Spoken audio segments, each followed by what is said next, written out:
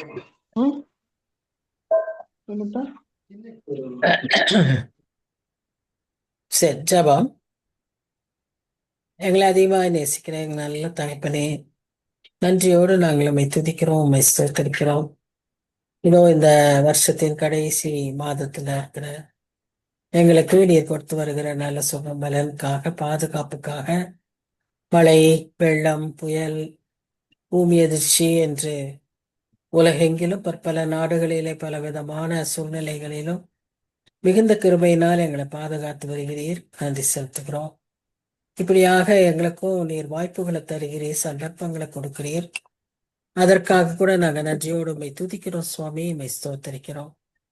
இந்த நல்ல நேரத்துல கூட ஆண்டவரே, நாங்க உம்முடைய பாதத்துல வருகிறோம். வசனத்தை தியானிக்கும்படியாக எங்களுக்கு நீர் கொடுத்திருக்கிற இந்த நேரத்துக்காக நன்றியோடு உம்மை துதிக்கிறோம் சுவாமி, உம்மை ஸ்தோத்தரிக்கிறோம். ஆவியானவர் தாமே இந்த நேரத்தை பொறுப்பேற்றுக் கொள்ளும். தடைகள், டிஸ்டர்பன்சஸ் எதுவும் இல்லாதபடி சுவாமி நீர் காத்து கொள்ளும்படியாய் உம்மை நோக்கி நாங்கள் செபிக்கிறோம். வர இருக்கிற மக்களை சீக்கிரமாய் அழைத்து வாரும். நீரே பாதுகாத்துக் கொள்ளும், வழி நடத்தும். நேசிக்கிற இயேசு கிறிஸ்து மூலமாய் வேண்டிக் கொள்கிறோம் பிதாவே. ஆமென், ஆமென். சோ கர்த்தருடைய பிரதான கிருபையினால நாம ஏசாயாவின் 35ஆம் அதிகாரத்திற்குள்ளாக வந்திருக்கிறோம். கர்த்தருடைய பரிசுத்த நாமத்துக்கு ஸ்தோத்திரம் உண்டாவதாக. உங்கள் அனைவரையும் இந்த மாலை வேளையில வரவேற்கிறேன், வாழ்த்துகிறேன். இந்த நாள்ல நாம அந்த 35ல ஒரு சில வசனங்களை பார்த்தோம். 10 வசனங்கள் தான் அதுல இருக்கு. அதுல ஒரு சில வசனங்களை நம்ம பார்த்தோம். நாம் தொடர்ச்சியாய் அந்த மீதமுள்ள வசனங்களை பார்க்கலாம். இந்த அதிகாரத்தை the blessings of the millenniumனு சொல்லுவாங்க. 1000 வருஷ அரசாட்சியிலே நாம் பெற்றுக்கொள்ளக்கூடிய ஆசீர்வாதங்களை குறித்து தான ஒரு அதிகாரம்.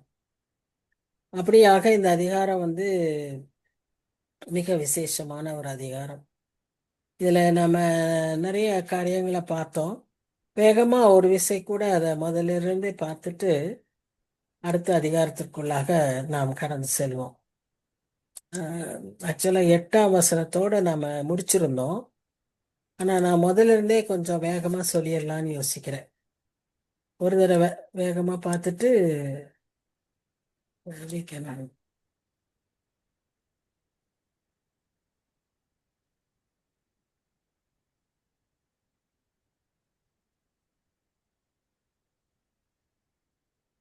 நான் போன தடவை சொன்னது போல முதல் 4 வசனங்கள் வனாந்தர வாழ்க்கையை குறித்ததாகவும், ஆனா அந்த 34ஆம் அதிகாரத்துல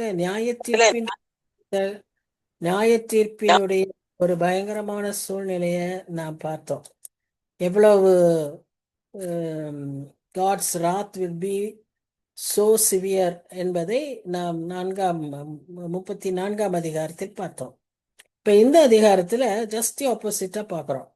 அவருடைய ஆசீர்வாதங்களை அடுத்த சைடா அதர் சைடு ஆஃப் காட்ஸ் ஆட்ரிபியூட்ஸ்ல பார்க்கிறோம். இப்போ இங்க பார்க்கும்போது அதுல முக்கியமா நம்ம பார்த்தது ஸ்ட்ரீம்ஸ் இந்த டெசர்ட். இதை சொல்லும் போதே நாம் சொன்னது போல நம்ம எல்லாருக்கும் ஞாபகத்துக்கு வரக்கூடிய அந்த தியான புத்தகம், அது 2 மிஷனரிகளால் எழுதப்பட்டது. ஒரு கப்புள், சார்ல்ஸ் கவுமேன் அண்ட் லாட்டி கவுமேன். இவர்கள் சீனாவில் ஒர்க் பண்ணாங்க. அங்க அவர் சிக்காயிட்டாரு. அதுக்கப்புறம் 6 வருஷம் அந்த அம்மா அவர்களை அமெரிக்காவில் பராமரித்தாங்க. இந்த பராமரிக்கிற நாட்கள்ல தான் இவ்விதமான வனாந்திர அனுபவங்கள், இவ்வித ஊழியம் செய்யும் போது அவங்களுக்கு வந்த கஷ்டங்களை எல்லாம் அவங்க பெருசுபடுத்தல. அவங்களுக்கு அது அப்படியா தெரியல. ஆனா இங்கே அவருக்கு பராமரிக்கும் போது அதிகமான கடினமான சூழ்நிலைகளை அவர்கள் சந்திக்க வேண்டி வந்திருந்தது. அப்பொழுது ஏற்பட்ட எக்ஸ்பீரியன்சஸ், அப்போ கிடைச்ச அந்த மனபாரங்கள், அந்த நேரத்தில் ஏற்பட்ட மனவேதனைகள், அந்த நேரத்தில் ஆண்டவர் அவர்களும் கூட நெருக்கமாய் இருந்த அந்த அன்பின் உறவு, இதையெல்லாம் தான் ஒரு தின தியானமாக அவங்க இந்த புது புத்தகத்துல எழுதியிருக்கிறாங்க. இப்போ அந்த விதமாய் அந்த புத்தகத்தின் பிரகாரமாவே நம்ம இந்த அதிகாரத்தை பார்த்தாலும் அதான் நமக்கு தெரியும். முதல்ல நமக்கு ஒரு பெரிய பாடுகளாட்டம் இருந்தா கூட நாம் கடந்து செல்லும்போது நமக்கு தேவையான நீரோடைகளை கர்த்தர் நமக்கு தருவார், நமக்கு கட்டளையிடுவார், நம்மை போஷிப்பார், பாதுகாப்பார் என்பது மிகவும் பிரத்யட்சமா இந்த அதிகாரத்தை வாசிக்கிறோம். ஏன்னா அவருடைய வாக்கு தத்தங்கள் உண்மை உள்ளவைகள். அது எல்லா காலங்களிலும் அது அப்படியே இருக்கும். அதை அவர் அப்படியே நிறைவேற்றி கொடுப்பார். இதுதான் நம்ம இந்த அதிகாரத்துல நாம பார்க்கிறது. அடுத்தது அவருடைய வாக்கு தத்தங்கள் ஒருவேளை அன்றைய காலகட்டத்துக்கு பொருந்தியதா இருந்தாலும் இன்று வரைக்குமே அது உண்மை உள்ளவைகள். அது நமக்கும் பொருந்தும். நாம் அப்படித்தான் வேத வசனங்களை வாக்கிய தத்தங்களை எடுத்துக்கொள்கிறோம். இன்றைக்கும் அது நமக்கு அப்படி பொருந்தியதாய் இருக்கிறத பார்க்கிறோம். மூன்றாவதாக இதே வாக்கு தத்தங்கள் ஒரு பயங்கர ஒரு மறுமலர்ச்சியை கொடுக்கக்கூடிய ஒரு வாக்கு தத்தங்களாய் இருக்கிறதை பார்க்கிறோம். அது தனி மனிதனின் வாழ்க்கையிலும் சரி, அது ஒரு குடும்பத்தின் சூழ்நிலையிலும் சரி, சபையின் சூழ்நிலையிலும் சரி, சமுதாயத்தின் சூழ்நிலையிலும் சரி, அது அவ்வாறே அது செயலாற்ற கூடியதாய் வேத வசனங்கள் இருக்கின்றன, அவருடைய வாக்கு தத்தங்கள் இருக்கின்றன என்று சொல்லி நாம் பார்க்கிறோம். அதாவது try land can become a blooming pastor. அதைத்தான் இந்த அதிகாரத்தில் நாம் பார்க்கணும். அடுத்ததாக நாம் பார்க்கக்கூடிய ஒரு முக்கியமான ஒரு காரியம் என்னன்னா, இவ்விதமான ஒரு விடுதலைக்காகத்தான் எல்லா உலகமும் மனிதரும் எதிர்பார்த்துக்கிட்டு இருக்காங்க.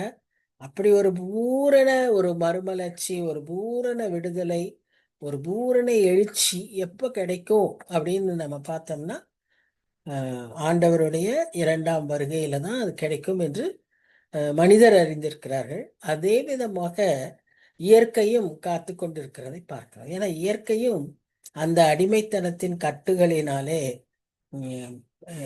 கட்டப்பட்டிருக்கிற ஒரு சூழ்நிலையில இருக்கிறத பார்க்கிறோம். அந்த புல்லு முள்ளு கருக்கு அந்த பதர்கள் இதெல்லாம் பூமியை வெறுமையாக்கி கொண்டிருக்கிறது. பூமியானது நல்ல விளைந்து செழிப்பாய் பலன் கொடுக்க விரும்புகிற ஒரு நிலையில் இருக்கும்போது இந்த விதமான சாபங்கள், கோபங்கள், இந்த விதமான தண்டனைகளினாலே பூமி இப்படிப்பட்ட காரியங்களை விளைவிக்கிற சூழ்நிலையில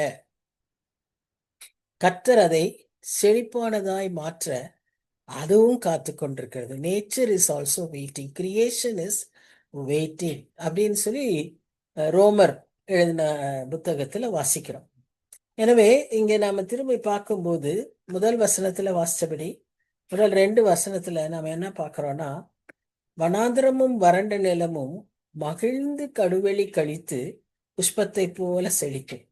எங்கேயாவது வனாந்திரமும் வறண்ட நிலமும் மகிழ்ந்து இருக்கிறத பார்த்திருக்கோமா? அது ஒரு வெறுமையை தான் காமிக்கும். வனாந்திரம்னாலே ஒரு வெறுமை. அதுல ஒரு என்ன சொல்றது, ஒரு நல்ல செய்திக்கான ஒரு சந்தோஷமான மகிழ்ச்சியான காரியங்களுக்கே அங்க இடமில்லை. அது எங்க கிடைக்கும்னு சொன்னா ஒயாசிஸ்ன்னு சொல்லக்கூடிய அந்த நீரூற்று அண்டையில போகும்போது அந்த பிக்சர் மாறும். Otherwise it will only be sand and sand and sand everywhere as water and water in the sea. அதுல வேற எந்த விதமான ரசிக்கக்கூடிய ஒரு சந்தோஷத்தை கொடுக்கக்கூடிய ஒரு காரியங்கள் இருக்காது. ஆனால் ஆனால் இங்கே முதல் வசனத்திலே பார்க்கிறோம், கழித்து புஷ்பத்தை போல செழிக்கும் அப்படின்னு பார்க்கிறோம். அது மாத்திரம் அல்ல, மிகுதியாய் செழித்து பூரித்து ஆனந்த களிப்புடன் பாடும். அது அப்படிப்பட்ட ஒரு சந்தோஷமான மகிமையான ஒரு மாற்றத்துக்குள்ளாகும். லீபனோனின் மகிமையையும் கர்மேல் சாரோன் என்பவைகளின் அலங்காரமும் அதற்கு அளிக்கப்படும். ஏன்னு சொன்னா முந்தின அதிகாரத்துல அந்த பார்த்தோம், அவைகள் எல்லாம் அவர்கள் அந்த இடங்களிலிருந்து உரியப்பட்டது, உரிந்து கொள்ளப்பட்டது. லீபனோன் கருகி போயிடுச்சு. கர்மேல் வறண்ட இடமாய் மாறிவிட்டது. சாரோன் உப்பு நிலமாய் மாறிவிட்டது. பாஸ்டர்ஸ் பாஷான் அதெல்லாமே கருகிப்போன ஒரு சூழ்நிலையை நம்ம கடந்த அதிகாரத்தில் பார்த்தோம். ஆனா இப்போ அவைகள் எல்லாம் தங்களுடைய உண்மையான அந்த மகிமையான திரும்ப அந்த சூழ்நிலையை பெற்றுக்கொள்ளும். இதெல்லாம் நம்பவே முடியாது. உங்களை அதிசயங்களை காண செய்வேன் என்று சொல்லுகிற ஆண்டவர் அவ்விதமான அதிசயங்களை நம்முடைய வாழ்க்கையிலும் செய்ய வல்லவர். இந்த அதிகாரத்துல இதான் வாக்குத்தத்தம். இதை பார்த்துதான் நாம எடுத்துக்க வேண்டும். என்னன்னா, இப்படியான இழந்து போன நம்முடைய எல்லா விதமான ஆசீர்வாதங்களையும், எல்லா விதமான பாக்கியங்களையும், சிலாக்கியங்களையும், எல்லா விதமான நன்மைகளையும் அவர் நமக்கு திரும்ப அளிப்பார். அப்போ அவர்கள் கர்த்தருடைய மகிமையையும் தமது தேவனுடைய மகத்துவத்தையும் காண்பார்கள். அப்போ அந்த அந்த சமயத்துல because of the change, transformation that has taken place even in the people, they will see the glory of God. இல்லைன்னா this will again lead them to some kind of pride. Instead, it leads them to glorify God. That is the transformation taking place. So out of the desert comes God's glory and the splendor. இதுதான் ஒரு பெரிய ஆசீர்வாதம். Impossible சிச்சுவேஷன்ல இருந்து கர்த்தருடைய மகிமை வெளிப்படும். ஒன்றுமே நடக்க முடியாது, அப்படி நடக்காது, இயற்கையிலே நடக்காதுங்கிற ஒரு சூழ்நிலையில தான் கர்த்தர் என்ன செய்வார்? தன்னுடைய மகிமையை வெளிப்படுத்துவார். அதற்கென்றே ஒரு சில காரியங்களை கர்த்தர் அனுமதிக்கிறார். ஒரு சில பாதைகளை, ஒரு சில ட்ரைனஸை God allows to magnify, to bring out his glory through those people. உதாரணமா யோவான் 9ஆம் அதிகாரத்துல பார்த்த அந்த குருடன். எல்லாரும் கேட்டாங்க, இவன் ஏன் இப்படி குருடனா இருக்கிறான் அப்படின்லாம் கேட்கும்போது, கர்த்தருடைய மகிமைக்கென்றே இவன் அப்படி இருக்கான்னு சொல்லி நாம வாசிக்கிறோம். So God can bring changes from nothing. From nothing. இந்த உலகத்தை அப்படிதான் அவர் படைச்சார்.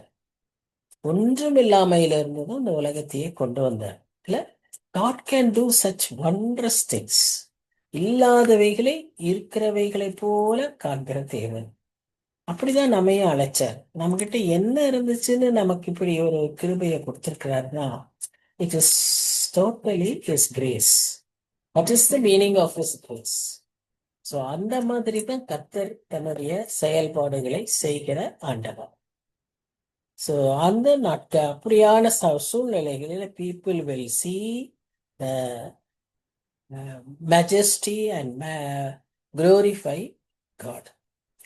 3 4 சொல்லுகிற வசனம் என்ன அர்த்தம்னா, it is to us as well as to others.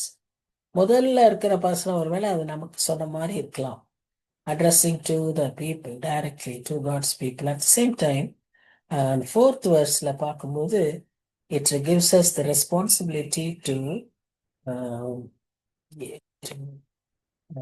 motivate the others. ஏன்னா அந்த 34ஆம் அதிகாரத்தின் தண்டனைகளை, நியாய தீர்ப்புகளை பார்க்கும்போது எந்த மனுஷனும் சோர்வடைஞ்சிருவான், எல்லாருக்கும் விசுவாசம் குறைஞ்சிரும், எல்லாருக்கும் ஜெபம் பண்றதுக்கே முடியாது. நீங்க நல்லா யோசிச்சு பாருங்களேன். ஒரு சில சூழ்நிலைகள் நம்முடைய வாழ்க்கையில வரும்போது நம்மால நமக்காக ஜெபிக்கவே முடியாது. நம்ம வேற யாரையாவது தான் ஜெபிக்க சொல்லுவோம்.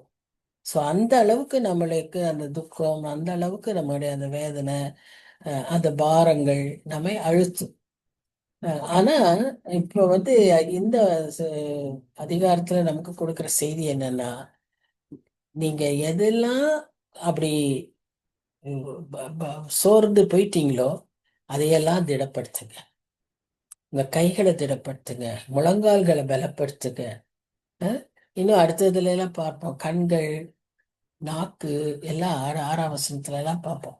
ஸோ எல்லாவற்றையும் நீங்கள் கர்த்தருக்கு நேராய் திருப்புங்கள். ஏன்னா நாம என்ன செய்யணும்னா, நாம இப்படி பயந்து இருந்துடக்கூடாது. நாம் மற்றவர்களை ஊக்குவிக்க வேண்டும். இது தெரியாத, இந்த ரகசியம், இந்த வாக்கு தத்தங்கள் எல்லாம் அறியாத ஜனங்கள் நிறைய பேர் உண்டு. அழிந்து போயிடுறாங்க, மொத்தமா அழிந்து போயிட்டே இருக்காங்க. இன்னைக்கு எல்லாம் பார்த்தா மொத்தமா மக்கள் அழிஞ்சுக்கிட்டு இருக்காங்க. 300, 400, 1000 இப்படின்னு எத்தனையோ பேர் காணோம் அப்படின்லாம் செய்திகள் ரிப்பீட்டடா வந்துகிட்டே இருக்கு. எவ்வளவு பரிதாபமான ஒரு நிலைமை. இன்னைக்கு காலையில ஒரு குறிப்பை பார்த்தேன். அதுல ராஜஸ்தான்ல 80% pincode do not have a church. They do not know Jesus. ஒரு ஸ்டேட்லயே. அப்ப பாருங்க, அவங்களுக்கெல்லாம் யார் உற்சாகப்படுத்த முடியும்? யார் நம்பிக்கை தர முடியும்? யார் அவங்களுக்கு இந்த நல்ல செய்தியை சொல்ல முடியும்? நாமளே கிறிஸ்துமஸ் கிறிஸ்துமஸ்ன்னு கொண்டாடுறோம். ஆனா அந்த மக்களுக்கு யார் தான் சொல்ல முடியும்? யார் சொல்லுவார்கள்? ஸோ இப்படி நிறைய மக்கள் நம்முடைய நாட்டில் இருக்காங்க. நம்முடைய நாட்டின் சூழ்நிலையே அப்படித்தான் இருக்கு. அதனால தான் கர்த்தர் என்ன சொல்றாருன்னா, நீங்கள் பயப்படாதிருங்கள். மனம் பதறாதவர்களை பார்த்து நீங்கள் பயப்படாதிருங்கள், திடன் கொள்ளுங்கள். இதோ உங்கள் தேவன் நீதியை சரிக்கட்டவும் உங்கள் தேவன் பதிலளிக்கவும் வருவார். அவர் வந்து உங்களை ரட்சிப்பார் என்று சொல்லுங்கள் என்று சொல்லப்படுகிறது நாம் பார்க்கிறோம். So out of the desert comes my strength. பலன் கொள்ளுங்கள், திடன் கொள்ளுங்கள் அப்படின்னு சொல்லி மற்றவர்களை உற்சாகப்படுத்துகிற ஒரு பொறுப்பு நமக்கு கொடுத்திருக்கிறத நாம பார்க்கிறோம். So all those who are depressed, those who are terrified, those who are fearful, those who are disappointed, those who are confused, pressured, stressed, இந்த மக்களுக்கு நாம கொடுக்க வேண்டிய, ஏன்னா அப்படித்தான் இன்னைக்கு யங்ஸ்டர்ஸ்ல இருந்து வயதானவர்கள் வரைக்கும் சுற்றி சுற்றி மக்கள் ஏதோ ஒரு விதத்துல இந்த மாதிரியான ஒரு மனநிலையில தான் இருக்காங்க. மகிழ்ச்சியான மனநிலையில இருக்கிறாங்கன்னு சொல்லக்கூடியவர்கள் சொற்ப பேரை. வசதிகள் இருக்கலாம், அதிகாரம் இருக்கலாம், ஆனா அவங்கள்ட்ட அந்த உண்மையான சந்தோஷம், சமாதானம், மகிழ்ச்சி இது இல்லை. நமக்கு ஆண்டவர் கிருபையாய் கிருபையாய் இதையெல்லாம் தந்திருக்கிறார். உண்மையாகவே நாம் கர்த்தருக்கு அதிகமாய் நாம் நன்றி செலுத்த வேண்டியவர்களா இருக்கிறோம். வருஷத்தின் இந்த கடைசிக்கு வந்திருக்கிறோமே, நம்முடைய உள்ளம் இப்படிப்பட்ட எண்ணங்களினாலே நன்றி அறிதலோடு நிரம்பி இருக்க வேண்டிய அவசியமாய் இருக்கிறது. ஏன்னா இப்படி இந்த ஆசீர்வாதங்கள்லாம், அடிப்படை ஆசீர்வாதங்கள் எல்லாமே இல்லாத மக்களாய் அநேகர் இருக்கிறார்கள் என்று சொல்லி நாம் பார்க்கிறோம். So we must be more thankful and more responsible to somehow reach those people who have not been shared or who does not know about these things. So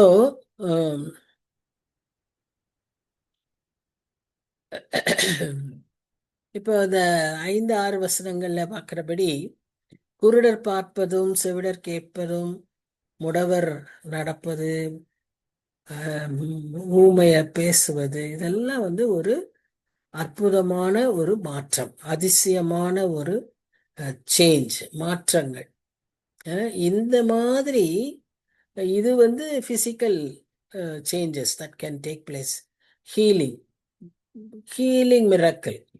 but this should liberate the blindness of mind, the blindness of the soul. It should liberate the deafness of the people to listen to God. அந்த மந்தமான நாவு, செவி, இருதயம் இது எல்லாத்தையும் ஊக்கப்படுத்தணும். there should be some change, ஒரு surgery நடக்கணும். and that should be done only by the hands of God. மனுஷரால் அது செய்ய முடியாது. கர்த்தர் அதை செய்ய வேண்டும் என்று சொல்லி நாம் செபிக்கணும். இந்த மக்களுடைய, ஏன்னா எல்லாம் நிறைய படிச்சவங்களா இருக்கிறாங்க, நிறைய பணம் படைச்சவங்களா இருக்காங்க, அவசியம் இல்லை, தேவையில்லை அவங்களுக்கு, ஆனா அப்படி பக்தியில ஊறி கிடக்காங்க. இப்ப இந்த ஜனங்களுக்கு அத உண்மையான ஒரு விடுதலை வரணும்னா கர்த்தரால் மட்டும்தான் அதை செய்ய முடியும். அவர்களுக்கு அந்த செய்தி போய் சேர, இப்படி ஒரு தெய்வம் உண்டு என்பதை அவர்களும் அறிந்து கொள்ள வேண்டும். சில வைராக்கியங்களோடு, சில மத வெறித்தனங்களோடு இன்னைக்கு நம்ம நாட்டுல மக்கள் இருக்காங்க. அவங்க கண்கள் எல்லாம் திறக்கணும். அப்படிலாம் திறக்கணும்னா ச- சடுதியாக, பிரத்யட்சமாக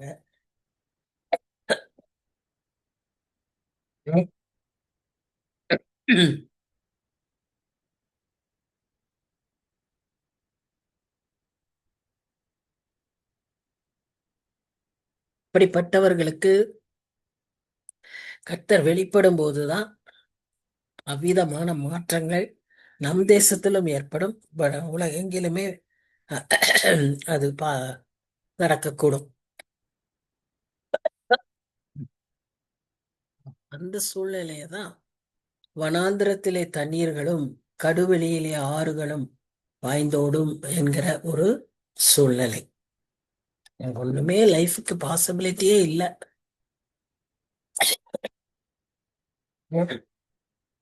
டோட்டலி இம்பாசிபிள் சுச்சுவேஷன். ஆனா அங்கதான் கர்த்தர் பெரிய காரியங்களை செய்ய முடியும். எப்படி மாற்றாரு பாருங்க.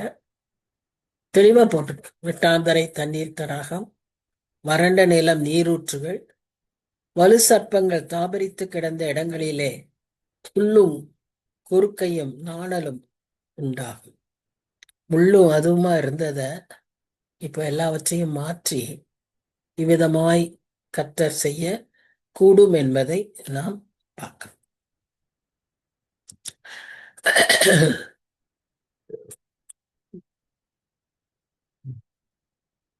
இந்த விதமான ஒரு வராந்திர சூழ்நிலையில நம்ம கடந்து செல்லும் போது இப்படியே தான் இருக்கும் அப்படின்னு ஒரு முடிவுக்கு எந்த கர்த்தருடைய பிள்ளைக்கும் வர வேண்டிய அவசியம் இல்லை. என்ன மாற்றமே காணல, மாற்றமே காணல. ஒரு இப்போ நாம ஜெபத்துல செய்ய வேண்டியது, அவர் இடத்துல கேட்க வேண்டியது ஆசீர்வாதத்துக்காக, ஒரு பதிலுக்காக நம்ம கேட்கிறோம். ஆனா அந்த பதில் வர்றதுக்கு தாமதமாகுது. அதுவும் அவருடைய சித்தம், அவருக்கு தெரியும். அப்போ அந்த தாமதமான நாட்கள்ல நாம பொறுமையா காத்திருக்கணும். அந்த தாமதமான நாட்கள் நமக்கு ட்ரைனிங் பீரியட். எப்படி ஒரு மிலிட்ரியில ஒரு சோல்ஜருக்கு ட்ரைனிங் பீரியடு ரொம்ப ரொம்ப முக்கியம். அப்போ he will be trained to face all kinds of challenges. Physical challenges மாத்திரம் இல்லை. இப்போ மரம் ஏறுறது, அப்படியே மலையில ஏறி இறங்குறது, அந்த சேலஞ்சஸ் மாத்திரம் இல்லை, இமோஷனல் சேலஞ்சஸ், மற்ற இன்னும் பலவிதமான விதங்களில அவனுக்கு அந்த விதமான ஒரு ட்ரைனிங் கொடுக்கப்படும். அதே போலதான் நமக்கும் இந்த இப்படி ஒரு நம்ம ஜெபிக்கும் போது நமக்கு தாமதம் ஆகுதுன்னா, God is having his eye and ear open to us, and he is watching us because he wants to tune us, he wants to shape us. ஒரு ஸ்கல்ப்டர் எப்படி ஒரு பாறையை அப்படி செதுக்கி செதுக்கி கொண்டு வரானோ, அது போல நம்மையும் அப்படி கொண்டு வரார். பல பலன்னு அவர் விரும்புகிற ஒரு உருவம் அதுல வரணுங்கிறதுக்கு அவர் he is trying. அந்த ஒரு பாறையை ஒரு ஸ்கல்ப்டர் உடைச்சிக்கிட்டே இருக்கும்போது கேட்டப்போ, இதுல இருக்கிற ஏஞ்சலை நான் வெளியே கொண்டு வரேன்னு சொன்னது மாதிரி, நமக்குள் இருக்கிற நன்மையான காரியங்களை வெளியே கொண்டு வர்றதுக்கு தான். ஸோ இந்த மாதிரி நம்ம காத்திருக்கிற வேலையில தான் என்ன கத்துக்கிறோம்? தாழ்மையை கத்துக்கிறோம். பொதுவாகவே கேட்டு நமக்கு ஒருத்தர் ஒரு ரெஸ்பாண்ட் பண்ணலன்னு வைங்களேன், திரும்ப நம்ம கேட்கறதுக்கு, even if they are very close, we would hesitate, இல்லையா? ஒரு தடவை கேட்டுட்டு அவங்க நமக்கு ரெஸ்பாண்ட் பண்ணல, அல்லது நமக்கு தரல, கொடுக்கல, பதில் வரல அப்படின்னா நம்ம திரும்ப போய் கேட்கறதுக்கு நமக்கு என்ன செய்ய முடியாது, அவ்வளவு சீக்கிரம் நம்ம முடியாது. ஏன்னா that needs humility. God is training us. God is training us to be more humble. He wants us to depend on Him. அதனால அந்த ஹியூமிலிட்டிக்கு ஃபர்ஸ்ட் ஹீ கிவ்ஸ் ப்ரையாரிட்டி. அடுத்து when we are asking him when the answer does not come, it gives us patience, help us to wait. Waiting is a very important lesson in the Christian என்ன சொல்றது training. அப்போ அந்த காத்திருக்க வேண்டிய அந்த ஒரு அவசியத்தை இந்த நாட்கள்ல சொல்லித்தர்றார். மூன்றாவது, அவரை மாத்திரம் நம்ம நம்பி சார்ந்திருக்கணும். வேற எல்லா முயற்சிகளையும் நிறுத்திடணும். நாம் வேற நம்புற எதையும் நிறுத்திட்டு டோட்டல் டிபெண்டன்ஸ் ஆகலாம். ஸோ இதெல்லாம் தான் நமக்கு அந்த நாட்கள்ல ஒரு ஆவிக்குரிய ஒரு ஹையர் லெவல் ஆஃப் ட்ரைனிங். ஒரு ஆஃபீஸருக்கு இதெல்லாம் எவ்வளோ இம்பார்ட்டன்ட் ட்ரைனிங்கோ, நாமும் ஆண்டோட பிள்ளைகளுக்கு இதையெல்லாம் அவர் அப்படியான ஒரு ட்ரைனிங் கொடுக்கிறார். அதனால தான் அந்த வனாந்திர அனுபவங்களை கத்தர் நம் வாழ்க்கையில அனுப்புகிறார்.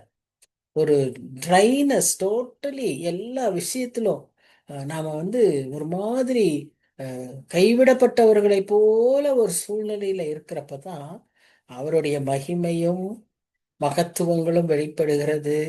அவர் கொடுக்கிற பலன் நமக்கு நம்மிலிருந்து வெளிப்படுகிறது. அவர் கொடுக்கிற அந்த ஒரு ஊக்கம், ஒரு புத்துணர்ச்சி நமக்கு அவரிடத்திலிருந்து கிடைக்கிறது. அதான் வனாந்திர நீரூற்று அப்படின்னு சொல்லி நம்மையே ஒரு ஜீவ நீரூற்றாக அவர் நம்மை மாற்றி விடுகிறார். ஏன்னா தண்ணீர் நமக்கு எல்லாவற்றுக்கும் அவசியமானது. அது நமக்கு உயிரை கொடுக்குது, அது நமக்கு பலனை கொடுக்குது. நம் உடலிலேயே 90%, 94%க்கு தண்ணீர் தான் சொல்லி நம்ம வாசிக்கிறோம். அப்போ அந்த தண்ணீர் குறைஞ்சிச்சுன்னா நமக்குள்ள எவ்வளவு பிரச்சனை வருது. அந்த தண்ணி நிறைய சேர்ந்துருச்சுன்னா எப்படி பிரச்சனை வருது. அது டெய்லி சரியா ப்ராப்பரா ஃபில்டர் ஆகலைன்னா, சரியா ப்ராப்பரா எக்ஸ்கிரீட் ஆகலைன்னா அதனால எவ்வளவு பிரச்சனை வருது. இதெல்லாம் நம்ம அறிந்திருக்கிறோம். ஸோ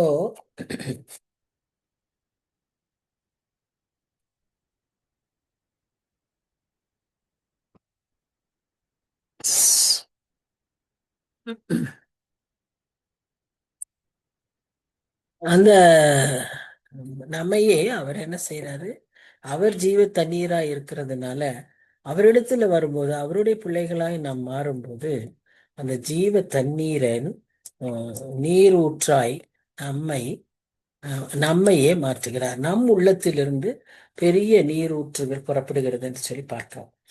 இப்ப 8ஆம் வசனம், இதெல்லாம் சொன்ன பிறகு 8ஆம் வசனத்துல நமக்கு இன்னும் ஒரு ஆச்சரியமான ஒரு வழியை அவர் காட்டுறார்.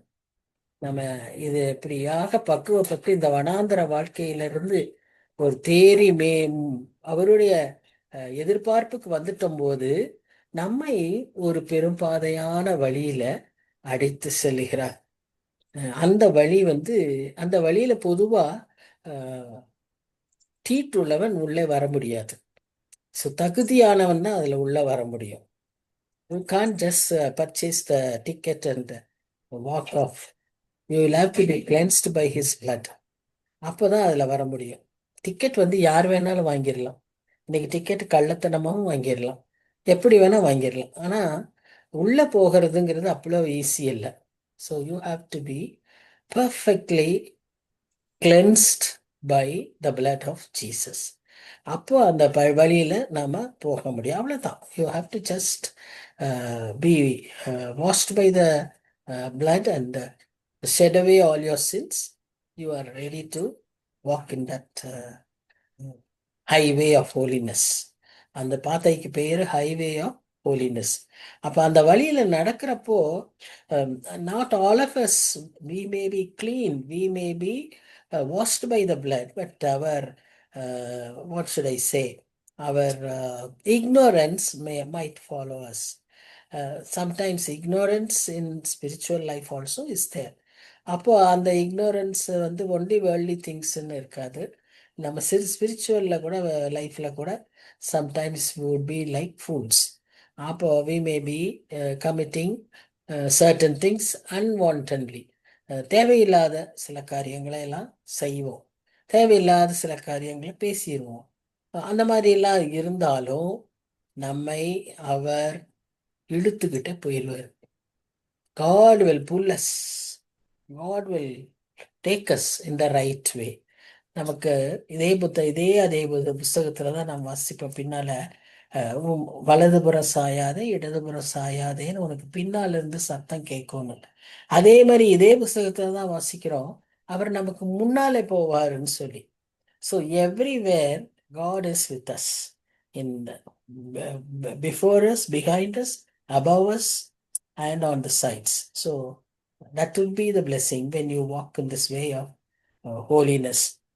There may be curves, there may be sudden zigzag turns, வழுக்கி விழுகிற சூழ்நிலைகள், பாதையை விட்டு விலகி பள்ளத்துல விழுகக்கூடிய சூழ்நிலைகள் எத்தனையோ இருந்தாலும் இழுத்துக்கிட்டு போயிடுவாரு. Because you are in the right path, that is in the pathway of holiness. So அந்த பாத்வேல நம்ம எல்லாரும் போயிடணும். எப்படியாவது அந்த வழியில போயிடணும். ஏன்னா அவர் என்ன சொன்னாரு, நானே வழியும் சத்தியமும் ஜீவனுமா இருக்கிறேன்.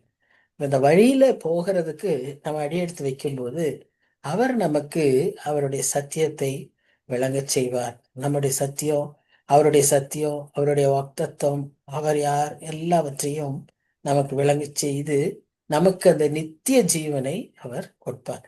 ஸோ அந்த வழியில நம்ம போகிறதுக்கு தகுதி உள்ளவர்களாய் நாம இருக்கணும். We may be now actually traveling in that highway of holiness, but once again we must be very careful. எனக்கு இதெல்லாம் சொல்லும்போது நான் எப்பவும் இதை வாசிக்கிறப்போ நான் எதை ஞாபகத்துக்கு வருவேன்னா, அந்த லடாக்கு, இந்த கேதார்நாத், இந்த மாதிரி அந்த ஹிமாலயன் மவுண்டன்ஸ்ல டிபெட்டுக்கு போற வழி, நேபாளில் போற வழி எல்லாம் பார்த்தீங்கன்னா அவ்வளோ உயரமான வழியில ஒரே ஒரு வெஹிக்கிள் போகக்கூடிய அளவுக்கு தான் ரோடு இருக்கும். ஆக்சுவலி அங்கே வெஹிக்கிள்ஸே போகாது. ஒன்லி தீஸ் என்னது அது mules will carry the luggages, and people will sometimes walk along with it. They won't even sit on it, they will walk along with it. So அந்த மாதிரி ஸ்டீப்பா இருக்கும். அந்த மாதிரி ஒரு உயரமான பாதைகள் அங்க இருக்கும். அப்படிலாம் அதான் இந்த ரீசன்ட் டேஸ்ல அப்படி போயிட்டு இருக்கிற பாதையிலேயே திடீர்னு without any announcement, without any reason, the whole mountain slopes down. Happens. அப்படியெல்லாம் கூட வந்தாலும் நம் ஆண்டவர் நம்மை பாதுகாப்பதில் உண்மை உள்ளவர். ஏன்னா அவர் தான் நம்மளை பிடிச்சிக்கிட்டு போறாரு, அவர் தான் நம்மளை நடத்தி செல்றாரு. அதனால அந்த மாதிரி சூழ்நிலை ஏற்பட்டாலும் அதெல்லாம் ரொம்ப ஆச்சரியமா இருக்கு இன்னைக்கு பார்க்கும்போது. பட் அப்படியெல்லாம் கூட நடந்தா கூட கர்த்தர் நம்மை காப்பதில் உண்மை உள்ளவராய் இருப்பாருங்கிறது இந்த வசனத்தின் முக்கியமான ஒரு சத்தியம். இப்ப அந்த வழியில என்னெல்லாம் இருக்காதான், சிங்கம் இருக்காதான், துஷ்டம் இருக்காதான். ஏன் இது ரெண்டையும் பர்டிகுலரா குறிக்கப்பட்டிருக்கு பாத்தீங்கன்னா, சிங்கம் என்னன்னு நமக்கு பேதுரு சொல்றாரு இல்லையா? கட்சிக்கிற சிங்கம் போல அவன் நம்முடைய எதிராளியானவன் அப்படின்னு அவர் அதை விளக்கி சொல்றாரு. அதே போல துஷ்ட மிருகம் சொல்லும்போது பவுல் எபேசியர்கள்ல சொன்னார், சில மனிதர்களை குறித்து அப்படி சொன்னாரு. அப்போ இதெல்லாம் நம்ம பார்க்கும்போது இந்த மாதிரியான பிரச்சனைகள் அங்க இருக்கும். இந்த பாதையில வரலாம், ஆனா அது அங்க நம்ம எதையும் தொந்தரப்படுத்தாது. ஏன்னா அது அங்க வர்றவங்க யாரு, மீட்கப்பட்டவர்கள் மாத்திரம்தான் அதுல நடப்பார்கள். சோ இந்த மாதிரி சிங்கம், இந்த பிரச்சனைகள் எல்லாம் நம்மை தொடாது. அங்க சைட்ல இருந்து கத்தும், கர்ஜிக்கும், இழுக்கும், பார்க்கும். ஆனா நாம அங்க எங்கேயும் பார்க்காம என்ன செய்யணும், அந்த வழியில பத்திரமா போயிடணும். So that is what is மோட்ச பிரயாணத்துல எல்லாம் நம்ம வாசிச்சிருக்கோம்ல, அந்த புக்கில் எல்லாம் நமக்கு தெரியும் இல்ல, எப்படி கிறிஸ்டியான் என்னென்ன பிரச்சனைகளுக்குள்ளானார்ன்றதெல்லாம் வாசிச்சிருக்கோம்ல. அது மாதிரி தான் இப்ப 10ஆம் வசனத்துல கர்த்தரால் மீட்கப்பட்டவர்கள் திரும்பி ஆனந்த களிப்புடன் பாடி சியோனுக்கு வருவார்கள். அந்த வழியில வரும்போது நமக்கு என்ன இருக்குமா, சந்தோஷம் இருக்குமா, நமக்கு ஒரு பாடலும் வருமா, நம்ம ஒரு பாட்டை பாடிட்டு போவோமா. இது நம்முடைய எல்லாருடைய அனுபவமா தான் இருக்கும் இல்ல.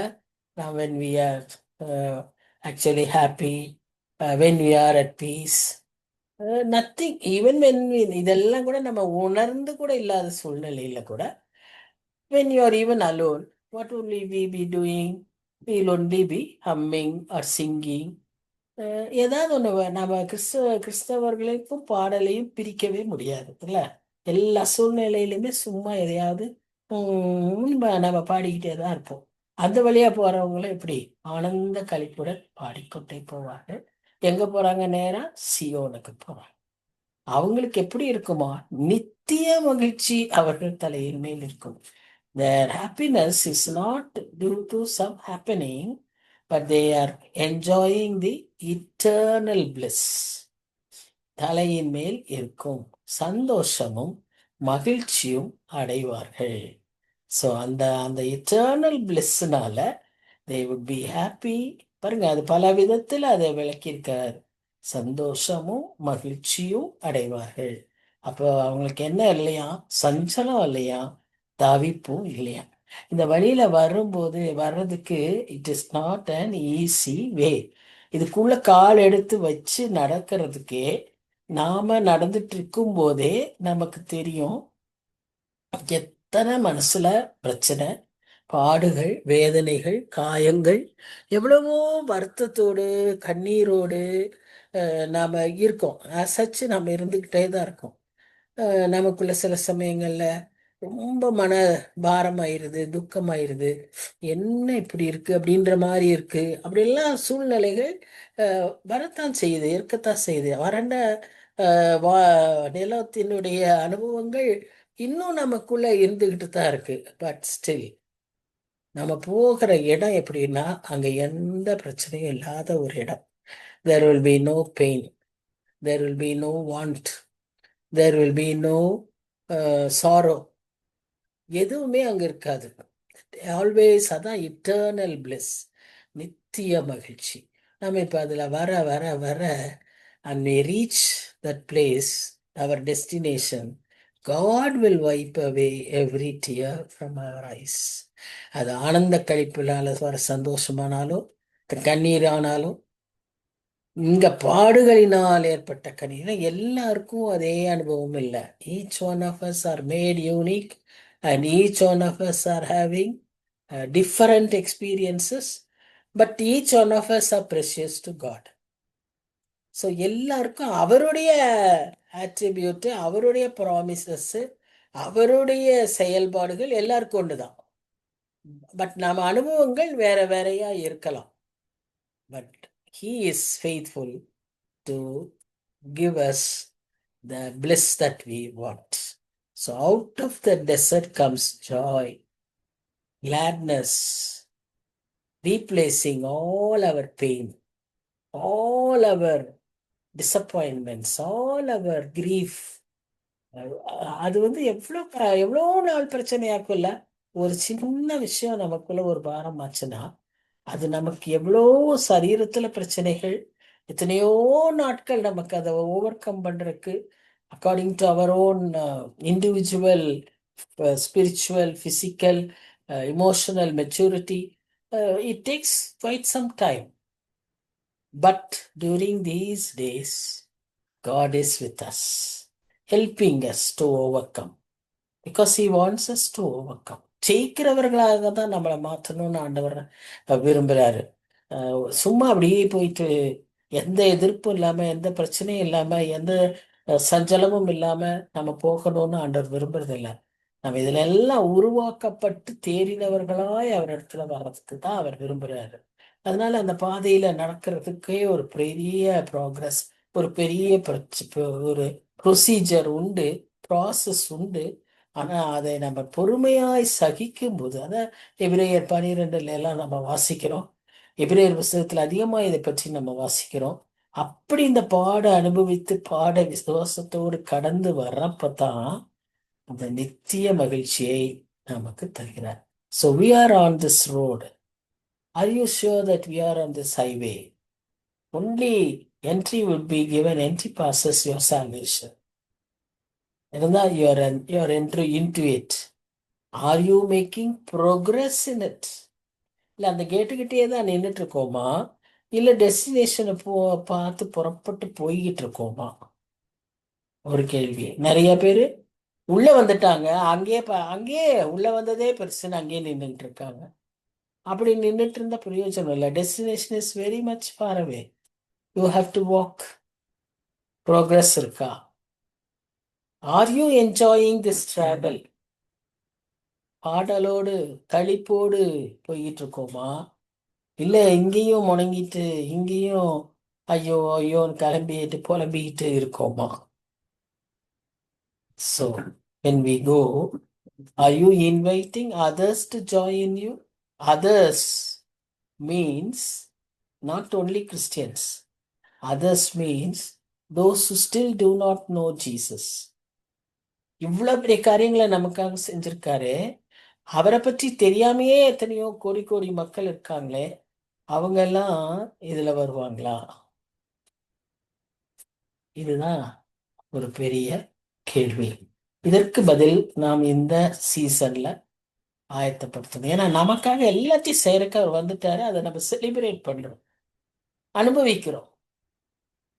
But there are still crores and crores of people in our own country, around our surroundings, not knowing about this. What is our responsibility?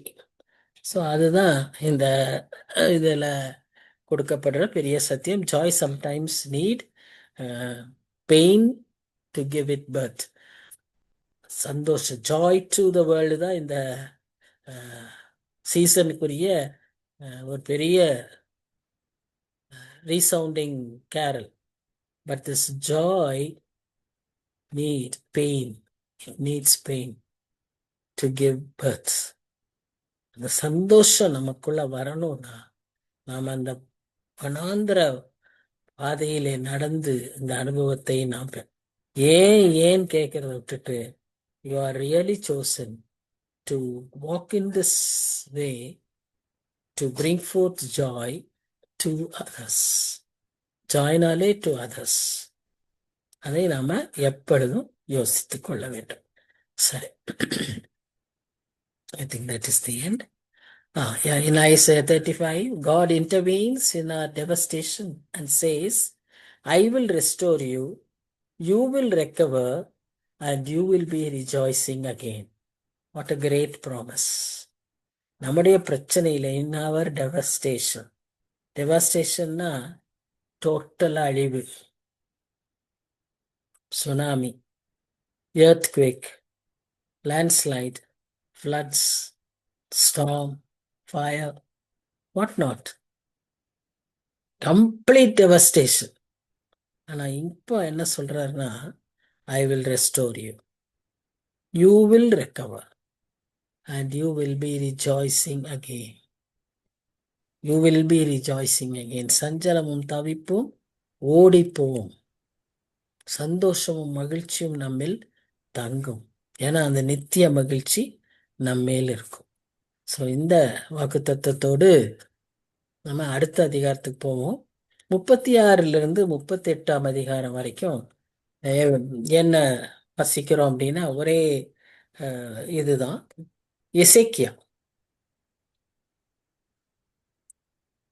எசேக்கியா ராஜாவை பற்றிய ஒரு காரியம். அந்த எசேக்கியா ராஜா என்ன செய்யறாருன்னா,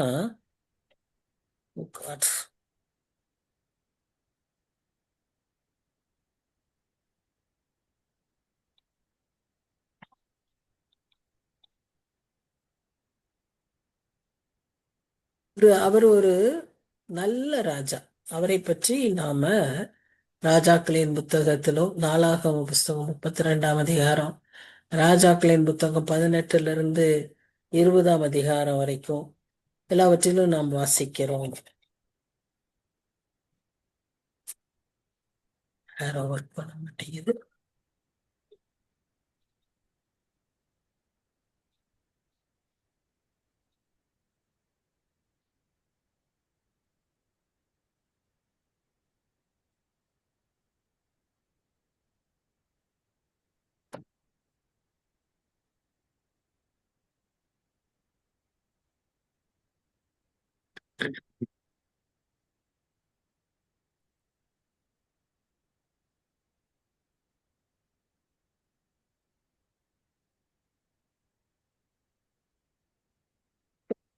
6ஆம் அதிகாரம்.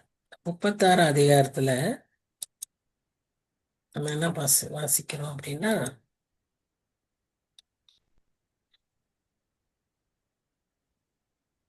Demoralising attack on faith. இந்த அதிகாரத்தை அப்படி நாம் அதற்கு ஒரு தலைப்பு கொடுக்கலாம். நம்முடைய விசுவாசத்தை குலைக்கும்படியாக நடக்கக்கூடிய ஒரு யுத்தம். அதுதான் இந்த எசேக்கியா 36ஆம் அதிகாரத்துல நாம வாசிக்கிறோம். அன்றைக்கு எசேக்கியா வந்து ஒரு நல்ல ராஜா. அவர் வந்து ம், ஆண்டு கொண்டிருந்த 14ஆம் வருஷத்துலதான் இந்த சூழ்நிலை நடந்து கொண்டிருக்கிறது. 705 நினைக்கிறேன், பிசி.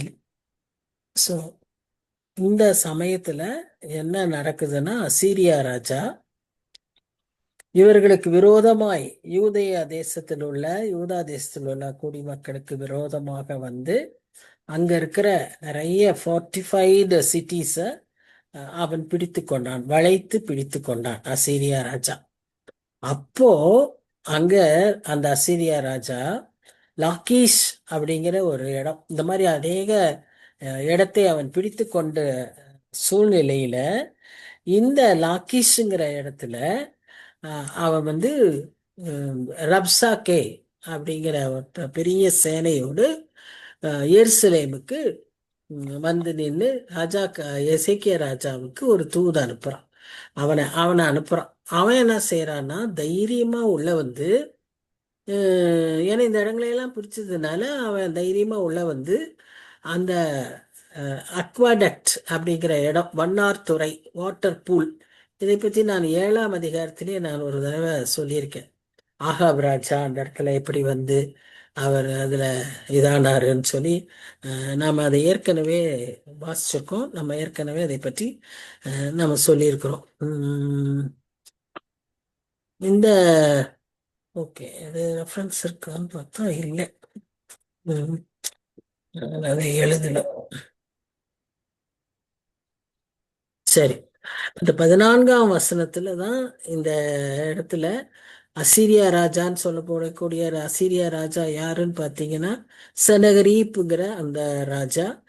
அவன் வந்து எருசலேமுக்கு விரோதமாக தன்னுடைய அட்டாக்ஸை ஆரம்பிக்கிறான். அவன் என்ன சொல்றான்னா, அந்த பட்டணங்களுக்கு விரோதமாய் வந்து அவைகளை பிடித்து கொண்டான்னு சொல்றோம்ல, 46 அப்படிப்பட்ட பட்டணங்களை அவன் பிடிச்சுக்கிட்டான்னு சொல்லி அவன் அவன் அவனுடைய இதுல போஸ்ட் பண்ணிக்கிறான். ஆனா ஆக்சுவலா ஹிஸ்டாரிக்கல் ரெக்கார்ட்ஸ்ல அப்படி எதுவும் ரொம்ப தெரியல. பட் முக்கியமான இடங்களை அவன் பிடிச்சிருக்கிறான். எதெல்லாம் அப்படின்னா, திம்னா, எக்ரோன், லாக்கீஷ் இப்படிங்கிற அந்த முக்கியமான இடங்களை அவன் பிடிச்சிட்டு இந்த லாக்கீஷுங்கிற இடத்த தான் அவன் பேஸா வச்சுக்கிறான். இங்கிருந்து தான் அவன் தூதனை அனுப்புறான். இது ஒரு பெரிய கோட்டை நிறைந்த ஒரு ஃபோர்ட்டிஃபைடு சிட்டி. இப்போ அடுத்த படத்துல காமிப்பேன்.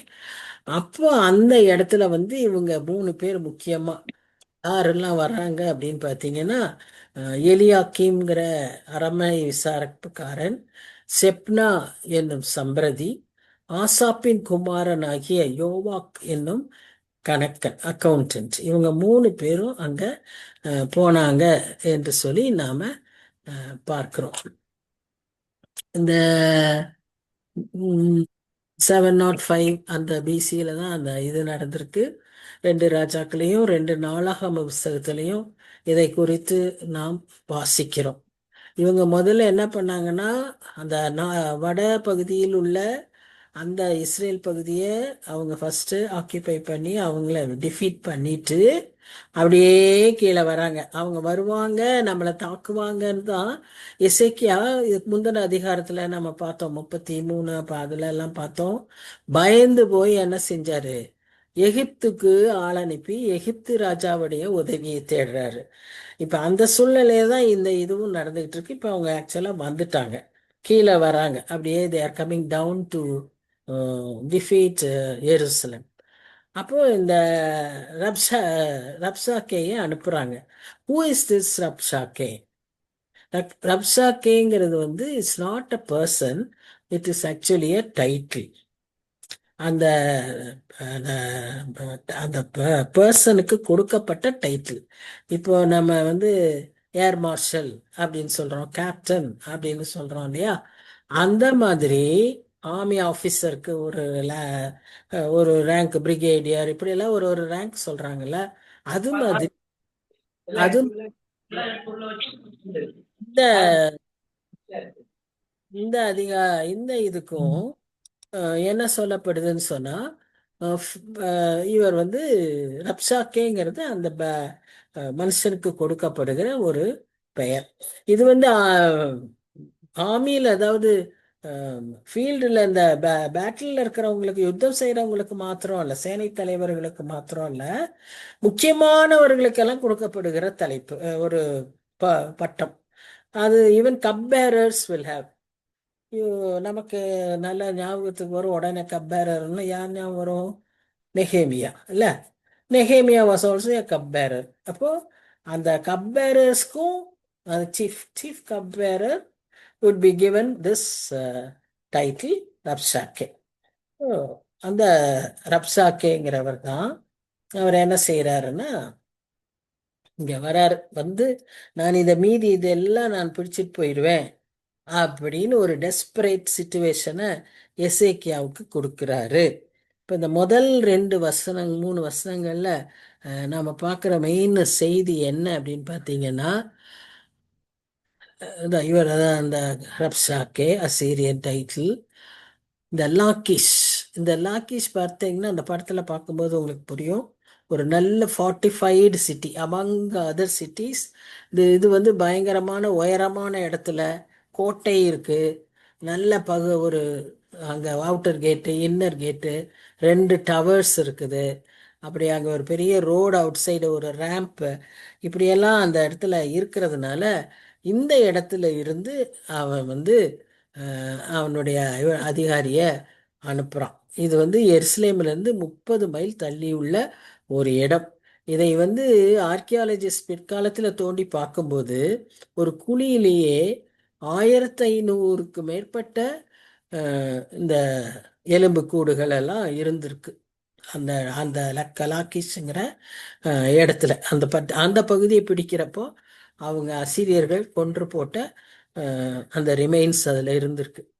பிரிட்டிஷ் மியூசியத்தில் கூட, ஹிஸ்டாரிக்கல் மியூசியத்தில், இந்த அசிரிய ராஜா பிடித்த அந்த லாக்கிஷுடைய அந்த சிட்டியை அங்கே வந்து ரொம்ப பிரபல்யமாக அந்த ஃபார்ட்ரஸ் சிட்டியாக அங்கே காமிச்சிருக்காங்க. அப்பேற்பட்ட கோட்டைகளை கொண்ட அந்த நகரத்தை இப்போ லாக்கிஷை பிடிச்சிட்டா அந்த நாட்டையே பிடிச்ச மாதிரி அப்படிங்கிற சொல்றது போல. இப்போ டெல்லி பிடிச்சிட்டா, இப்படி நம்ம நாட்டில் அப்படி ஒரு முக்கியமான கீ பிளேஸை பிடிச்சிட்டா இது இந்த நாட்டையே பிடிச்ச மாதிரின்னு சொல்றது போல, இங்க அந்த லாக்கீஷ் யூதேய பகுதிக்கு லாக்கீஷ் ஒரு முக்கியமான இடம். அந்த இடத்த அவன் பிடிச்சிட்டு அதே அவன் பேஸா வச்சு அந்த அசிரிய ராஜா செனகரிப் இந்த எருசலேமில் இருக்கிற எசேக்கியாவுக்கு த்ரெட்டு கொடுத்துக்கிட்டே இருக்கான்.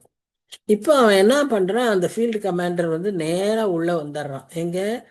இந்த ஊருக்குள்ள, எருசலேமுக்குள்ளேயே வந்துட்டு அங்க இருக்கிற அந்த அதுக்கு மெயினா இருக்கக்கூடிய அந்த வாட்டர் கேனால் கிட்ட நின்றுட்டு இவன் பேசுறான். அப்ப அதுவே மக்களுக்கு ஒரு பயத்தை உண்டாக்கும். இந்த பகுதியில் அவன் நின்று பேசுறானே, அப்ப இது எப்படி நமக்கு வந்து அந்த சோர்ஸை கட் பண்ணிடுவானோ? இப்ப நடக்குது இல்ல, யுத்தங்கள் நடந்துகிட்டு இருக்குல்ல, பாகிஸ்தானுக்கும் இதுக்கும் நடுவில் அங்க ஒரு டேம் கட்டுறாங்க. நாம மேக மேகதாத்தா டு மேகதூதா அந்த டேமை கட்ட வேண்டாம் கட்ட வேண்டாம்னு கர்நாடகாவுக்கு நம்ம சொல்லிக்கிட்டே இருக்கிறோம். ஏன்? நம்மளுடைய சோர்ஸ் இதாயிரும்னு சொல்லி. அப்படிப்பட்ட ஒரு இடத்துல அவன் நின்றுட்டு அவன் வந்து அன்னைக்கு அவன் செய்திய சொல்றான். ஏன்னா இந்த இடம் வந்து ரொம்ப முக்கியமான இடம். அதை நான் முன்னாலேயே சொன்னேன். ஆகாஷுடைய பேட்டிலில் கூட இந்த இடத்துல இருந்தது. ஆனா கர்த்தர் அப்பவே ஆகாஷுக்கும் சொன்னாரு என்னன்னு, நீ நீ வந்து எனிமினால நீ வந்து கேப்சர் ஆக மாட்ட, நீ பயப்பட வேண்டாம்னு சொன்னாரு. ஆனாலும் அவன் பயந்து அவன் சரண்டர் ஆனான். அதே தான் எசேக்கியாவுக்கும் இப்ப சொல்றாரு, நீ பிடிக்கப்பட மாட்டாய், நீ வந்து தைரியமாயிரு அப்படின்னு. ஏசாயா நேர தைரியமா அவருக்கு செய்திகள் சொன்னாலும் போய் என்ன பண்றாரு? எகிப்தோட கொண்டு போய் அலையன்ஸுக்கு போறாரு. இப்படி தவறுகளை அந்த ராஜாக்கள் பயத்தின் மிகுதியினால ஒரு கர்த்தர் மேல முழு நம்பிக்கை வைக்காததுனால என்ன ஆயிடுது, அவங்க குழம்பி போயிடுறாங்க. குழம்பி போய் அந்த அவசர காலத்துல மூளை சொல்ற மூளை சொல்லிக்கிட்டே இருக்கும், நீ இதை செஞ்சிரு, இதை ஒண்ணு மாத்திரம் செஞ்சு வச்சுக்கோ, அப்புறம் கர்த்தர் செய்யலைன்னா நம்ம இதை வச்சுக்கலாம்ல, இதை மேனேஜ் பண்ணிக்கலாம்ல, இப்படின்னு சொல்லக்கூடிய ஆல்டர்னேட் மெத்தட்ஸ் எல்லாம் அவங்கள குழப்பி அவங்க ராஜாக்கள் தவறு செய்கிறதை நாம் பார்க்குறோம். இப்போ இந்த ஃபீல்டு கமாண்டர் வந்தவர், அவர் என்ன பண்றாருன்னா, அவர் இந்த 3 விதத்துல அவர் அட்டாக் கொடுக்கறாரு. எப்படி கொடுக்கறாருன்னு பாருங்க. இந்த வசனங்கள் அதுல 4ல இருந்து இந்த 7 வசனங்கள்ல நாம பார்த்தோம்னா, ஃபர்ஸ்ட் அவர் என்ன செய்யறாருன்னா, இவர்கள் எகிப்தியரோடு செய்த அலையன்ஸ், நீங்க அங்க செய்யக்கூடிய செய்ய நினைக்கிற செய்து கொண்டிருக்கிற அந்த alliance with Egypt will not protect you அப்படின்றத அவர் சொல்றாரு அந்த ரப்சாக்கே. அது ஓரளவுக்கு உண்மை. நம்ம ஏற்கனவே இதே செய்தியை தான் ஏசாயாவே சொன்னார் இல்லையா? ஏசாயாவே அவர்களுக்கு இதை தீர்க்க தரிசனமாகவே அவர்களுக்கு சொல்லி எச்சரித்தார். அதே எச்சரிப்பை தான் இப்ப ரப்சாக்கையும் சொல்றாரு. ஆனா 2 பேருடைய நோக்கம் வித்தியாசம். 2 பேருடைய நோக்கம் வித்தியாசம். இதுதான் நாம புரிஞ்சுக்க வேண்டியது. இங்க discernment is very much needed for us. Why? Because we may get the same kind of truth, but the truth will have a different effect, the different motive behind. இப்போ பிசாசு இதே மாதிரி நமக்கு சரியானதை சொல்லக்கூடிய ஒரு செய்தியா தான் இருக்கும். ஃபார் எக்ஸாம்பிள், இப்போ நீ ஒரு பாவி, நீ ஒரு பயங்கரமான பாவி அப்படின்னு பிசாசு சொல்வதை நாம் பார்க்கிறோம். இப்போ பவுலும் சொல்றாரு, பாவிகளில் பிரதானமான பாவி நான் அப்படின்னு அவரே தன்னை பற்றியும் சொல்லிக்கிறார். ஆனா இந்த பிசாசு பவுல் சொல்றதுக்கு இதுக்கு என்ன வித்தியாசம்? அவர் தன்னை தாழ்த்தி இன்னும் அதிகமாய் மனம் திரும்பி இன்னும் குணப்படுவதற்காக தன்னை அதிகமாய் விட்டு கொடுத்து அறிக்கையிடுகிறத நம்ம பார்க்கிறோம். இங்கே பிசாசு நீ ஒரு பாவி அப்படின்னு சொல்லும்போது வாட் இஸ் த ரீசன்? அவன் சொல்றது உண்மைதானே? நீ ஒரு பாவி, உண்மையாவே பாவி. இது என்ன நோக்கத்துல அவன் சொல்றான்? உனக்குள்ள இன்னும் குற்றம் மனசாட்சியை எழுப்பி நீ இன்னும் கர்த்தர் மேல நம்பிக்கையை வைக்காம உண்மையிலேயே அவரிடமே திரும்ப விட மாட்டான். He will never allow you to come to Jesus. Instead, he will demoralize you. அதான் இந்த சாப்டருக்கு தலைப்பு, demoralizing attacks to your faith. நாம நம்ம விசுவாசிக்கிறத அவன் அப்படியே நம்ம டிமோரலைஸ் பண்ணிடுவான். நம்மளை அப்படியே என்ன சொல்லுவான், ஷேக் பண்ணிடுவான். நம்ம கத்திரிடத்துல நாம எந்த கத்தோடைய பிள்ளைக்கும் எது ஒண்ணு நடந்தாலும் உடனே நம்ம என்ன செய்வோம்னா கத்திரிடத்துல தான் ஓடுவோம். அப்படி ஓட விடாதபடி தடுத்துருவோம். இதுதான் certain strategy. So the first attack what he gives is Egypt மேல நீ வச்சிருக்கிற நம்பிக்கை உனக்கு வெற்றியை கொடுக்காது என்கிற செய்தி. இப்போ அதை முடிச்சிடலாம் அப்படியே. The second attack what he gives is 10 வசனங்கள் வரைக்கும். And of course PPT போடல, I will just orally tell you. Second attack was what, நீங்க இந்த 7th இதை பார்த்தீங்கன்னா, 7th verse பார்த்தீங்கன்னா, he will say it would be foolish to depend on God. கர்த்தர் மேலேயே நீ நம்பிக்கை வை. முதல்ல எகிப்து மேல நம்பிக்கை வைக்காதன்னா, அடுத்து செகண்ட் ஸ்ட்ராட்டஜி என்ன? நீ கர்த்தர் மேல நம்பிக்கை வைக்காத. It is foolish to keep. ஏன் அவன் அப்படி சொல்றான்னா, அவன் அதையவே பேஸ் பண்ணி சொல்றான். எசேக்கியா எல்லா மேடைகளையும் அகற்றிட்டாரு. ஸோ உடனே இவன் என்ன நினைச்சிட்டான்னா கடவுள் மேலேயே அவனுக்கு நம்பிக்கை இல்லைன்னு. அவனுக்கு தெரியல ஒரு உண்மையான தெய்வத்தை அவன் வணங்கி கொண்டிருக்கிறான் என்பதை அவன் அறியாதபடிக்கு அவன் எல்லா மேடைகளையும் தகர்த்துட்டான். கடவுள் மேலேயே அவனுக்கும் நம்பிக்கை இல்லைங்கிற நினைப்புல இவன் அதோடு கூட இவன் இந்த ஜனங்களுக்கு சொல்றான். அதையே பேஸ் பண்ணி நீங்க கடவுள் மேல வைக்காதீங்க, நம்பிக்கை வைக்காதீங்க, அதுவும் வேஸ்ட் அப்படின்னு அவன் 7ஆம் வசனத்துல சொல்றான். இப்ப 8 to 10 வசனங்கள்ல அவன் என்ன இன்னொரு மோட்டிவ், தேர்ட் மோட்டிவ் என்ன தெரியுமா? அவன் செய்யற அடுத்தது, he wants to bribe them. அவங்களுக்கு என்ன சொல்றான்னா, நான் 2000 குதிரை தரேன், நீங்க என் பேச்ச கேளுங்க, நீங்க எங்க ராஜாவை சப்போர்ட் பண்ணுங்க, அப்போ நான் உங்களுக்கு என்ன செய்வேன்னு சொல்லுன்னா, உங்களுக்கு 2000 குதிரை தருவேன். பாருங்க, அடுத்த அடுத்த ஸ்ட்ராட்டஜி. பிசாசு இன்னைக்கு எப்படியெல்லாம் நம்ம விளைச்செய்யறதுக்கு அவன் முயற்சிக்கிறானோ அதே விதமா தான் இவன் இங்கேயும் செய்யறான். அது மாத்திரம் இல்ல, அவன் கேட்கிற ஒவ்வொரு கேள்வியும் அவங்களுக்கு எப்படின்னா ஒரு மாதிரி வெட்கப்படுத்தி, ஒரு மாதிரி அதான் டிமோரலைசிங், அவங்கள ஒரு அவமானத்துக்கு உள்ளாக நடத்தி செல்லுகிற மாதிரி அவன் செய்துக்கிட்டு வர்றத நாம பார்க்குறோம். கடைசியா அவன் இன்னொன்று என்ன சொல்லுவான்னா, 2000 குதிரை தரேன் அப்படின்லாம் சொல்லிட்டு கடைசியா அவன் இன்னொன்று என்ன சொல்லுவான் தெரியுமா?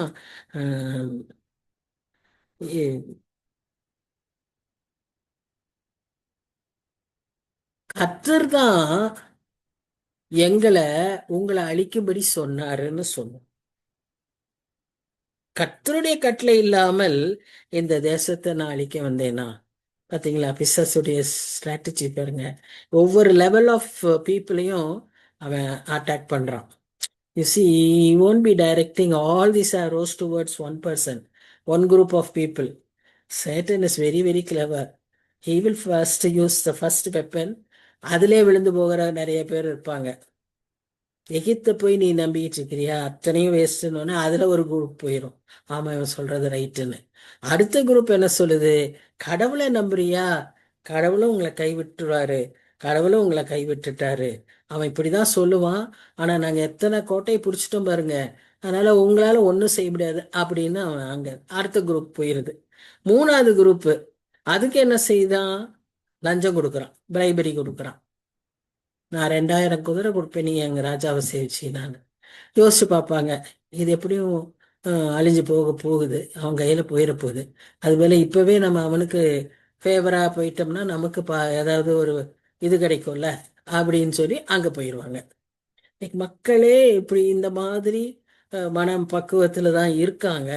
இதை நல்லா புரிந்துதான் பிசாசு இன்றைக்கு என்னென்ன விதத்துல இன்னைக்கு நடக்கிற அனைத்து காரியங்களையும் நீங்க பாத்தீங்கன்னா அப்படிதான் இருக்கும். அரசியல்ல பாருங்க, ஆட்சியில பாருங்க, சபையில பாருங்க, திருச்சபைகளில பாருங்க, எல்லாவற்றிலும் இதே ஒரு கேட்டகரி, இதே ஒரு ஸ்ட்ராட்டஜிஸ் தான் நடந்து கொண்டிருக்கிறதை நாம் பார்க்கிறோம். இது எல்லாத்துக்கும் மசீலியா கடைசியில் ஒரே போர்டு, கர்த்தர் தான் சொல்லி நாங்க வரோம், இதுக்கு தானே கீழ்ப்படிவ. இப்ப நான் சொல்றேன் கேளு, கர்த்தர் வாடிய வாக்கு இல்லாம நாங்க வந்தோமா உங்களை அழிக்கிறதுக்கு? உங்களை அழிக்க முடியுமா சாதாரணமா? கர்த்தர் தான் சொன்னாருன்னு ஏமாத்த. சோ இப்படிப்பட்ட ஒரு சூழ்நிலையில தான் எசேக்கியா ராஜாவும் ஏசாயாவும் அந்நாட்களிலே இருந்தார்கள். என்ன எசேக்கியா ராஜா செய்தாரு, அதற்கு ஏசாயா எப்படி துணை புரிந்தாருன்னு சொல்லி ஒருவேளை கர்த்தருக்கு சித்தமானால் வருகிற புதிய வருஷத்துல நாம் இதை குறித்து தொடர்வோம். ஏன்னா இன்னைக்கு வாரங்கள் எல்லாமே நமக்கு கேரல்ஸ் உண்டு, கிறிஸ்மஸ், ஊருக்கு போகிற பிளான்ஸ், மற்றவங்க வருகிற plans. So all of us would be disturb. So let's have a gap of say another 15-20 days, refresh ourselves, and we'll discuss about the prophecies being fulfilled, how God works in the life of Ezekiel with the help of the prophet Isaiah. அது அடுத்த 2 அதிகாரங்களிலே நாம் அதை வாசிக்கிறோம். 37, 38ல நாம் அதை புதிய வருஷத்தின் ஆரம்பத்துல வாசித்து கடந்து செல்வோம். இன்னும் மற்ற அதிகாரங்கள் மிக அருமையான முக்கியமான கர்த்தருடைய அன்பை, கர்த்தருடைய வழி நடத்துதலை, கர்த்தருடைய குணாதிசயங்களை இன்னும் ஆழமா புரிந்து கொள்ளக்கூடிய ஒரு அதிகாரங்களாய் இருக்கிறது. ருசிகரமாய் உள்ள அதிகாரங்கள், அநேக வாக்குத்தத்தங்கள் நிறைந்த அதிகாரங்கள். அதை நாம் புதிய வருஷத்திலே கர்த்தருக்கு சித்தமானால் நாம் அனைவரும் திரும்பவும் சந்தித்து அப்போ தொடருவோம். So this may be the last week for this year. ஏன்னா next Tuesday also I am not available. அப்படியே போயிட்டே இருக்கும். So instead I thought we would call off from now. So wish you all an advanced Christmas blessed time and very meaningful, purposeful New Year to every one of you. Thank you. Let us pray. அன்பின் ஆண்டவரே, நன்றி செலுத்துகிறோம். இந்த அருமையான இந்த நாளிலும் கூட உங்களுடைய ஆசீர்வாதங்களை, நீர் செய்கிற நன்மைகளை ஆண்டவரே நாங்க நினைத்து பார்க்க, திரும்பவும் தியானிக்க எங்களுக்கு நீர் உதவி செய்தீர் சுவாமி. நன்றியோடு நாங்கள் உண்மை துதிக்கிறோம், உண்மை ஸ்தோத்தரிக்கிறோம்.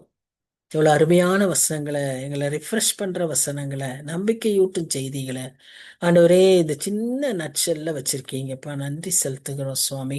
இதுக்குள்ள நீங்க அதை வாசிக்கிறப்பவே எங்களுக்கு அவ்வளோ ஒரு தைரியம் வருது சுவாமி, அவ்வளோ ஒரு நம்பிக்கை வருது. உண்மையாகவே நாங்க எதிர்நோக்கி இருக்கிற காத்திருக்கிற காரியம் ஆனந்த பாக்கியமாய், ஆமாண்டவரே, கண்களும் காதுகளும் கேட்காத, தடவி கூட பார்க்காத அப்படிப்பட்ட ஒரு அருமையான ஒரு ஆசீர்வாதத்துக்காக நாங்க காத்திருக்கிறோம் சுவாமி. நீர் எங்களுக்கு தரப்போகிறீர் என்பதை அறிந்து உம்மை துதிக்கிறோம், உம்மை ஸ்தோத்தரிக்கிறோம். இப்பவும் கூட ஆண்டவரே இப்படியாக எச்சரிக்கப்படுகிறோம் சுவாமி. இந்த மக்களும் ராஜாக்களும் ஆண்டவரே அவங்க ஏற்படக்கூடிய இந்த விதமான பிசாசினுடைய யுக்திகளினாலே இன்றைக்கு சமுதாயமும் நாங்களும் குடும்பங்களிலும் இப்படியாய் கொஞ்சம் பவர்ஃபுல் பீப்புள் இருந்தாங்கன்னா, கொஞ்சம் சத்தமா பேசுறவங்க இருந்துட்டாங்க கூட குடும்பத்துல, people become so fearful and try to believe that what they say is right even though the truth is different. So இதெல்லாம் நம்ம பார்த்துக்கிட்டு தான் இருக்கோம் சுவாமி. தகப்பனே, நீர் உதவி செய்யுங்க, உதவி செய்யுங்க. இந்த சூழ்நிலைகள்லாம் மாறணும், உண்மையை அறிந்து கொள்ளணும், எல்லாரும் சத்தியத்தை புரிந்து கொள்ளணும். இந்த கடைசி நாட்கள்ல நாங்க வாசித்தது போல அந்த நல்ல பாதைக்குள்ள நடக்கிறதுக்கு இவ்வளோ சுலபமான ஒரு வழியை நீர் வைத்திருக்கிறீர். எல்லாத்தையும் எங்களுக்காக நீரே செஞ்சு முடிச்சிட்டீர். நாங்க அதுக்கு இணங்கி நடக்கணும், எங்களுக்கு ஏற்றுக்கொள்ளணும், ஒத்துக்கணும் சுவாமி. இந்த ஒரு சின்ன ஸ்டெப்பு செய்யறதுக்கு அறியாம எத்தனையோ ஜனங்க இருக்காங்க. ஆண்டவரே உதவி செய்யுங்க. நாங்க அந்த வழியில நடக்கவும், அதுல நடக்கும்போது ப்ரோக்ரஸ் பண்ணவும், ஆண்டவர் அதை சந்தோஷத்தோடு ஏற்றுக்கொள்ளவும், அந்த பொறுமையோடு காத்திருந்து அந்த நித்திய பாக்கியத்தை பெற்றுக்கொள்ளவும் எங்களை ஒவ்வொருவருக்கும் நீர் கிருபை தாரும். அது மாத்திரமல்ல, அநேகரை இந்த பாதையில நடத்தி வர எங்களுக்கும் நீர் உதவி செய்யும் சுவாமி. So there is a highway of holiness to reach your home, your abode, the heaven அப்படிங்கிறத நல்லா விளக்கி கொண்டு நாங்க அந்த பாதையில செல்ல எங்க ஒவ்வொருவருக்கும் கிருபத்தாரும். அது நீரே அந்த வழியா இருக்கிறீர், நீரே எங்களை பிடிச்சு செல்கிறீர் என்கிற நம்பிக்கையோடு இந்த புதிய வருஷத்துக்குள்ளாகவும் நாங்க அப்படி கடந்து செல்ல எங்கள் ஒவ்வொருவருக்கும் நல்ல ஜீவனையும் சுகத்தையும் பலத்தையும் கட்டளையிட்டு இன்னும் அதிகமான உற்சாகத்தோடு, இன்னும் தீவிரத்தோடு ஆண்டவரே நாங்க உமக்காய் வாழ, உமக்காய் செயல்பட புதிய தீர்மானங்களோடு அடியெடுத்து வைக்க நீர் கிருபத்தாரும். வந்திருக்கிற ஒவ்வொருவரையும் நீர் அப்படியாய் ஆசீர்வதியும் சுவாமி. எல்லா சஞ்சலமும் தவிப்பும் இந்த வருஷத்தோட ஓடி போகட்டும் சுவாமி. உம்முடைய சந்தோஷம், நித்திய மகிழ்ச்சி எங்க ஒவ்வொருவருக்கும் தந்து, நல்ல உற்சாகத்தை தந்து, பலனை தந்து, கண்கள், காதுகள், ஆண்டவரே கால்கள் எல்லாம் திடப்பட்டு புதிய வருஷத்துல நாங்க நல்ல பலத்தோடு அடியெடுத்து வைக்க எங்கள் ஒவ்வொருவருக்கும் நீர் கிருபை தர வேண்டுமாய் ஜெபிக்கிறோம். ஆசீர்வதிங்க, ஆசீர்வதிங்க. வந்திருக்க அனைவருக்காகவும் நன்றி செலுத்துகிறோம் சுவாமி. இன்னும் யாராவது வரலன்னா அவங்க ஒவ்வொருவரையும் ஆண்டவரே ஞாபகப்படுத்தி புதிய வருஷத்துல நாங்க எப்பவும் எல்லாரும் அந்த கம்ப்ளீட் அட்டெண்டன்ஸோட நாங்க அட்டன் பண்ண எங்களுக்கு நீர் உதவி செய்யும் சுவாமி. வாஞ்சையை தாரும், விருப்பத்தை தாரும். தடைகள் நிறைய வருது, அதையெல்லாம் மேற்கொள்ள உதவி செய்யும். தாழ்த்தி உடைய கருத்துல ஒப்பு கொடுக்கிறோம். பொறுப்பேற்றுக் கொள்ளும் சுவாமி, வழி நடத்தும். நேசிக்கிற இயேசு கிறிஸ்து மூலமாய் வேண்டிக் கொள்கிறோம் பிதாவே. ஆமேன், ஆமேன். Amen. Amen. Thank you Thank you again. everyone. Thank you, thank you. God Thank bless you, you Annie. all. Wish you all advanced Christmas greetings. Thank you. Thank you. Same to you. Thank you, thank you.